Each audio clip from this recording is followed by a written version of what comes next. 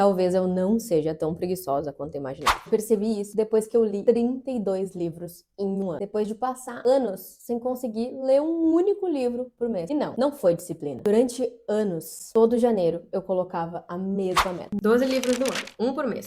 Só que eu nunca conseguia chegar lá. E aí eu pensava, se eu quero ler e eu não leio, é porque eu sou preguiçosa mesmo. Só que tinha um detalhe que não fechava. Sempre fui uma criança que lia bastante. Ninguém precisava ficar ali me obrigando a continuar fazendo a leitura. Então, como é que aquela menina virou uma adulta que precisava colocar ler 12 livros nas metas de ano novo? E mesmo assim, não conseguia. Eu passei anos sem me questionar desse jeito. Até que entrou uma pessoa nessa história. Meu filho, o Ravi. Eu gostaria muito de formar ele um bom leitor. Só que como é que eu vou mostrar para o meu filho que ler é de fato divertido e eu mesma não tinha mais prazer lendo os livros que eu escolhia? Foi então que eu comecei a perceber que eu estava tentando resolver o problema errado.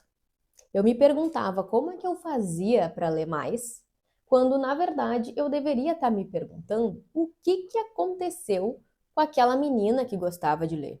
Em algum momento da vida adulta, eu parei de escolher os livros pelo que eu queria sentir. Eu comecei a escolher eles pelo que eu achava que eu precisava aprender. Negócios, produtividade, desenvolvimento pessoal. Sempre alguma coisa para me deixar melhor. Nada contra.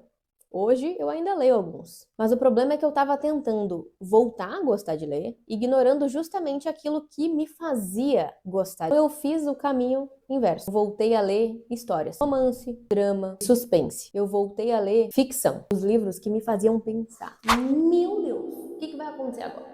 Preciso ler mais um capítulo. Ali eu reencontrei uma coisa que eu tinha perdido, a vontade. E assim fui lendo, sem ficar contando, sem ficar acompanhando nenhuma meta, até que eu parei para olhar. Os últimos meses eu li 32 livros em um ano, que eu parei totalmente de tratar a leitura como uma tarefa para eu virar alguém melhor e eu voltei a ler para ficar obcecada por uma história, para passar raiva com o personagem fazendo merda, para amanhecer lendo porque eu precisava saber qual que era o desfecho. No fim, eu não tinha perdido a vontade de ler. Eu só tinha deixado essa vontade ser soterrada por um monte de regra de como a leitura deveria ser. Talvez algumas coisas que a gente quer muito retomar na nossa vida, elas não precisam necessariamente de mais disciplina. Assim, de uma pergunta mais honesta. Quando que isso deixou de ser tão divertido para mim?